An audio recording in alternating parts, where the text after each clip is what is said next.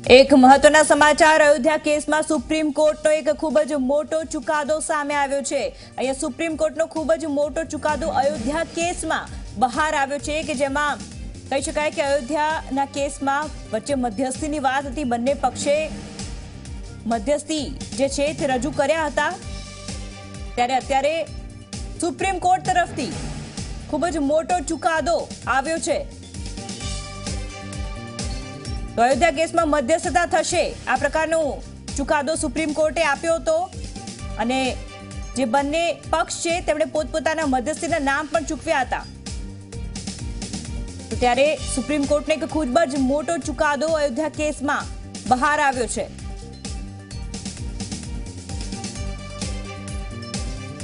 तो अयोध्या केस के जेमां अत्यार सुधी आ केस लंबाई रह्यो हतो।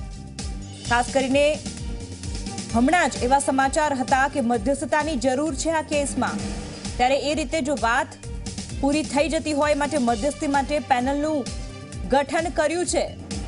तो खूब ज मोटो चुकादो अयोध्या केसमां सुप्रीम कोर्टनो बहार आव्यो छे, जेमां मध्यस्थतानो आदेश आपवामां आव्यो हतो। बंने पक्षे पोताना मध्यस्थी माटे नाम जाहेर कर्या हता त्यारे मध्यस्थी माटे जे पेनल जोईए ए पेनलनुं गठन करवामां आव्युं छे। मध्यस्थी राखीने जो आ मामलो पूर्ण थाय तेवो सुप्रीम कोर्टनो आदेश छे। आपने जणावी दઈએ के राजकीय रीते सामाजिक रीते आ अयोध्यानो मामलो बिचके नहीं केटलो महत्वपूर्ण छे ते सौ कोई जाणे छे। त्यारे राजकीय अने सामाजिक दृष्टिने ध्यानमां राखता मध्यस्थी એટલે કે મધ્યસ્થતા કેસમાં આવે તે ખૂબ જ જરૂરી છે। સુપ્રીમ કોર્ટે એ જ માટે આદેશ કર્યો છે કે આ મામલો કે જે પ્રકારે વિવાદિત જમીનનો મામલો છે, 3 ભાગમાં જમીન વહેંચાઈ જેના મામલે અહીંયા કેટલાય સમયથી આ મામલો વિવાદિત છે। આ પેનલની જો વાત કરીએ તો શ્રી રવિશંકર જસ્ટિસ ખલીકુલ્લાનો આ પેનલમાં સમાવેશ થાય છે। આ સાથે જ રામ મંદિર મધ્યસ્થી બનાવવામાં આવે એ પ્રકારનો સુપ્રીમ કોર્ટે આ પહેલા પણ આદેશ આપ્યો છે। તો મધ્યસ્થી માટે જે પેનલ છે તેનું ગઠન થઈ ચૂક્યું છે। श्री रविशंकर અને જસ્ટિસ ખલીકુલ્લા આ પેનલ કે જેનું ગઠન થયું છે એમાં આમનો સમાવેશ થાય છે। શ્રી રવિશંકર અને જસ્ટિસ ખલીકુલ્લાનો પેનલમાં સમાવેશ થાય છે અને તેમના દ્વારા હવે મધ્યસ્થી રાખી અને આ કેસનો ચુકાદો આવશે। હિતેન વિઠલાણી આ વિષય પર વાતચીત કરવા માટે ફોન લાઈન પર જોડાઈ ગયા છે। જી હિતેન, કેટલાય સમયથી અયોધ્યાનો કેસ વધતો જાય છે, લંબાતો જાય છે, ત્યારે હવે જે મોટો ચુકાદો સુપ્રીમ કોર્ટ તરફથી મધ્યસ્થતાનો આવ્યો છે, શું વિગતો? બિલકુલ, ગત સુનાવણીમાં સુપ્રીમ કોર્ટે મધ્યસ્થી કરવા માટે તમામ પક્ષને પૂછ્યું હતું। ત્યારબાદ તમામ પક્ષકારોની હામી બાદ સુપ્રીમ કોર્ટે પોતાનો ચુકાદો જે છે તે સુરક્ષિત રાખ્યો હતો અને આજે જ્યારે સવારે સુપ્રીમ કોર્ટે કોન્સ્ટિટ્યુશન બેન્ચે ચુકાદો આપ્યો હતો દરમિયાન સીબીઆઈ તરફથી સાફ કહેવામાં આવ્યું કે જે પણ અયોધ્યાનો જે પણ મામલો છે, રામ મંદિર, બાબરી મસ્જિદ, ભૂમિ વિવાદ, તે સમગ્ર મામલો મધ્યસ્થતાની પ્રક્રિયાથી જ તેનું નિરાકરણ જે છે તે લાવવામાં આવશે। એક પેનલ બનાવવામાં આવી છે સુપ્રીમ કોર્ટ તરફથી। તે પેનલના અધ્યક્ષ હશે જસ્ટિસ ખલીકુલ। આ પેનલના અધ્યક્ષ રહેશે, તેમની અધ્યક્ષતા હેઠળ મધ્યસ્થ કરવામાં આવશે। શ્રી રવિશંકર પણ આ મધ્યસ્થતાની પેનલના જે છે તે એક સભ્ય રહેશે। એટલે ક્યાંક ને ક્યાંક સુપ્રીમ કોર્ટે હવે સાફ કરી દીધું છે કે જે પણ મામલો છે તે મામલાની ગંભીરતાને જોતા લોકોની ભાવનાઓ સાથે જોડાયેલો મામલો છે તે ટિપ્પણી પણ ગત સુનાવણીમાં સુપ્રીમ કોર્ટે કરી હતી।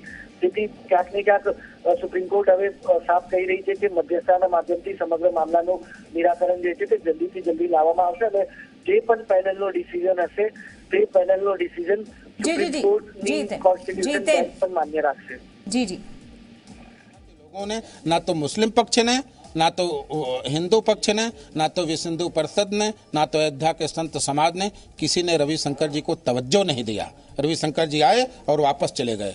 जज साहब हैं, जस्टिस हैं, उनका तो ठीक है, और कोई चेहरा खोजे जो समझौता करा सके, ये रविशंकर जी के बस की बात नहीं है।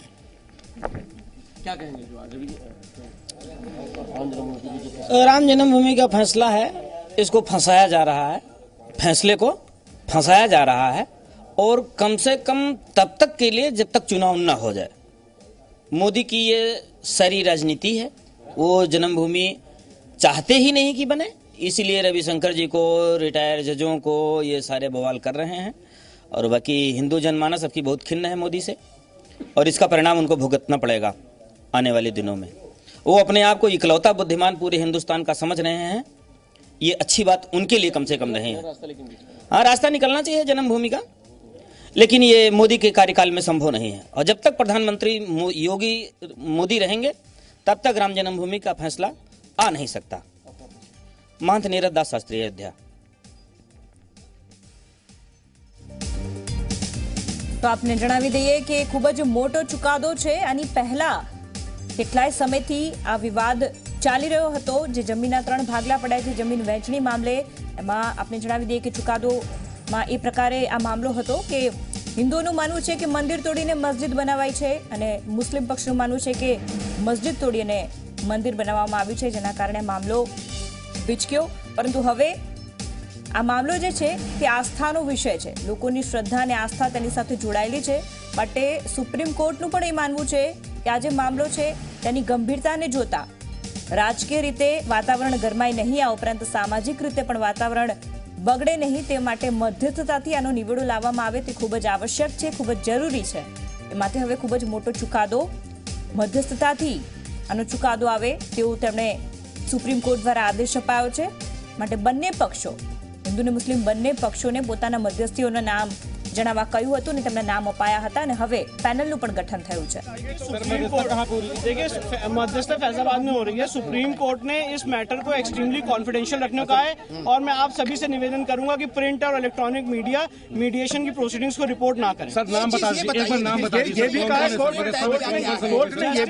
कोर्ट ने ये भी साफ किया है कि अगर कलीफुल्ला जो सुप्रीम कोर्ट के रिटायर्ड जज हैं वो इस मध्यस्थता मीडिएशन के चेयरमैन होंगे।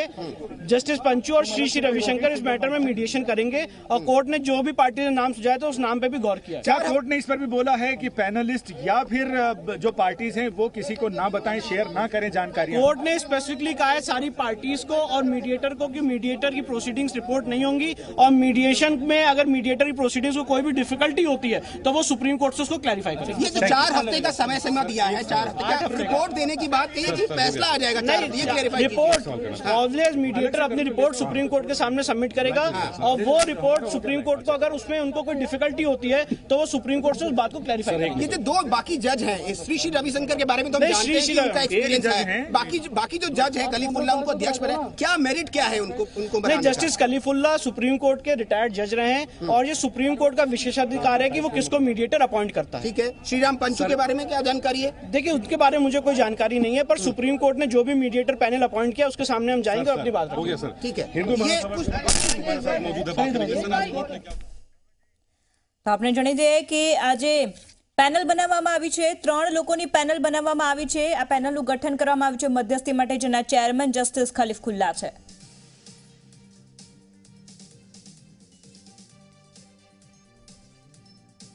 આ વિષય પર વાતચીત કરવા માટે વકીલ અનિલ કેલ્લા અમારી સાથે ફોન લાઈન પર જોડાઈ ગયા છે। જી અનિલજી, જે પ્રકારે અત્યારે જે પેનલ બનાવવામાં આવી છે, 3 લોકોની આ પેનલ છે, કોનો કોનો સમાવેશ થાય છે, શું વિગતો? આજે સુપ્રીમ કોર્ટે જે રામ મંદિર બાબતની જગ્યા બાબતની જે છેલ્લા ઘણા વર્ષોથી ચાલી આવતી કાનૂની પ્રક્રિયાની અંદર એક ઇનહરન્ટ પાવર વાપરીને જે નિર્ણય કર્યો છે એક ઐતિહાસિક નિર્ણય છે, અને આવનાર સમયની અંદર જ્યારે જ્યારે દેશના જુદા જુદા લોકોની ભાવના બાબતે, સાર્વભૌમત્વ બાબતે જરૂર જણાય ત્યારે સુપ્રીમ કોર્ટ આ પ્રકારના પણ મીડિયેશન જે હાલમાં દેશવ્યાપી શરૂ થયું છે એ પ્રકારનું મધ્યસ્થીકરણથી ચુકાદો અને નિર્ણય કરવા માટેનો પહેલ કરી છે। जी बिल्कुल अनिलजी, पण अत्यारे बात करिए तो कि आनो चुकादा माटे जे मध्यस्थी राखवा ते अने बंने पक्षों तरफथी मध्यस्थीना नाम जाहेर कराया हता, अने हवे जे पेनल बनाववामां आवी छे 3 व्यक्तिओनी, 3 लोकोनी, एमां कोनो समावेश थाय छे?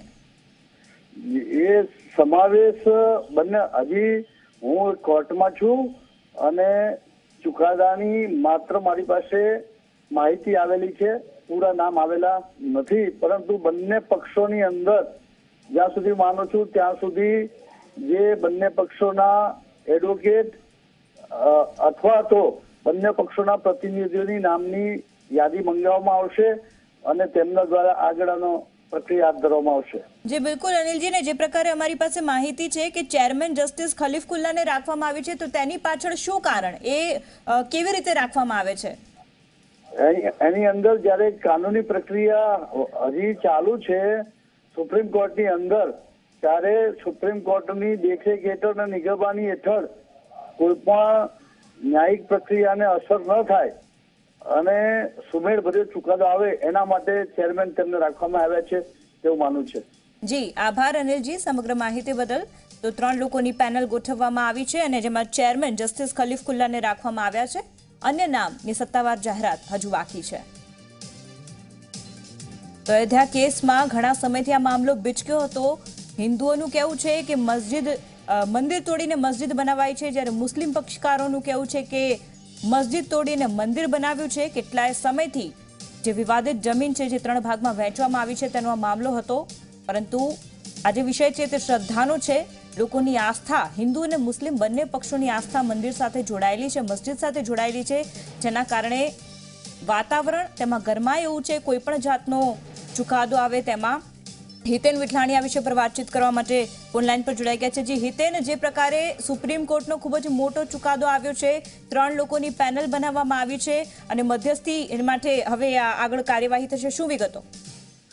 બિલકુલ નુપુર, વાત કરીએ તો જે હિસાબે મામલાની ગંભીરતાને જોતા સુપ્રીમ કોર્ટે જે ચુકાદો આપ્યો છે તે ચુકાદા મુજબ સમગ્ર મધ્યસ્થી દરમિયાન કોઈ પણ પ્રકારની મીડિયા રિપોર્ટિંગ નહીં થાય, મીડિયા ન્યૂઝ કવરેજ કોઈ પણ પ્રકારનું નહીં કરવામાં આવે, જેથી વાતાવરણમાં કોઈ પણ પ્રકારનો પલટો ના આવે.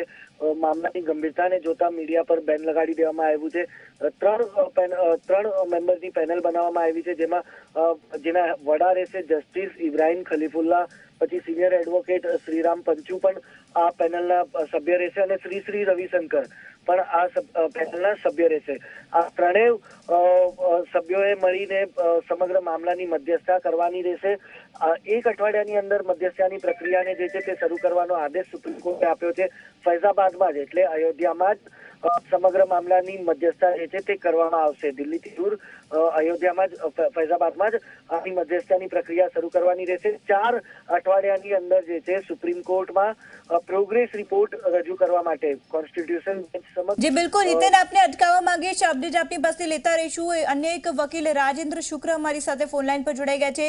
જી રાજેન્દ્રજી, જે પ્રકારે સુપ્રીમ કોર્ટનો આદેશ છે ને જે પ્રકારે 3 જસ્ટિસની પેનલ બનાવવામાં આવી છે મધ્યસ્થી માટે, શું કહેશો આપ?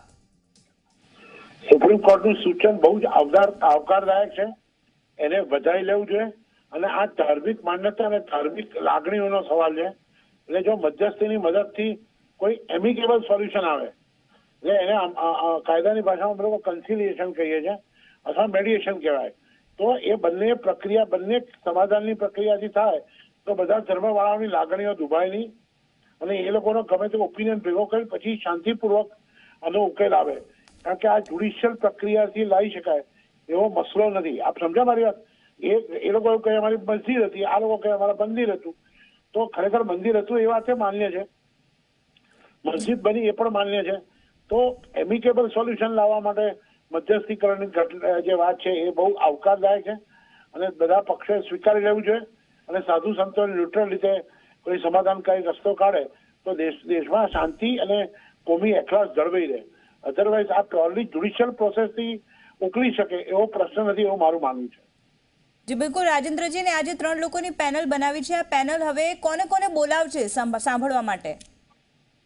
એમાં એવું થઈ શકે કે ત્યાંનું એક વકફ બોર્ડ છે જે રસ લે છે, પછી આ સાધુ સંતોની વાત છે, એ લોકોની વાત છે, અને અગત્યની વસ્તુ પબ્લિક ઓપિનિયન. હું તો કદાચ એવું માનું છું કે મુસ્લિમો અને ત્યાંના સ્થાનિક રહીશ હિન્દુઓ કોઈને લડવામાં રસ નથી અને ના હોઈ શકે.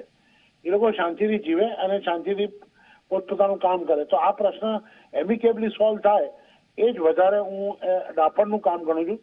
ઘણીવાર કાયદામાં પણ વિઝડમની જરૂર હોય. વિઝડમ એટલે ડાપણ, કે આમ થઈ શકે આમ ના થઈ શકે આવું આવી રીતે જ કરાય તો અત્યારે પણ આપણે ખ્યાલ હશે બધી કોર્ટોમાં મધ્યસ્થીકરણની યોજના બહુ ચાલે છે. કુટુંબના ઝઘડા છે, ફેમિલીના, હસબન્ડ વાઇફના, ઘણીવાર મિલકતોના છે, તો એ બધી બાબતોમાં મધ્યસ્થીકરણથી બહુ ઝડપથી અને સારા ઉકેલ આવતા હોય છે અને સર્વમાન્ય હોય. નહીંતર શું થાય કે કોઈ પણ ચુકાદો આવશે એની અપીલ થશે, પછી એની રિવ્યુ પિટિશન થશે, પછી પાછી એની અપીલ ચાલશે અને એનાથી સંતોષ નહીં થાય પક્ષકારોને. એટલે આ જે સુપ્રીમ કોર્ટનું સુઝાવ છે એ આવકારદાયક ને સ્વીકારવું જોઈએ. જી બિલકુલ. આભાર રાજેન્દ્રજી સમગ્ર માહિતી બદલ.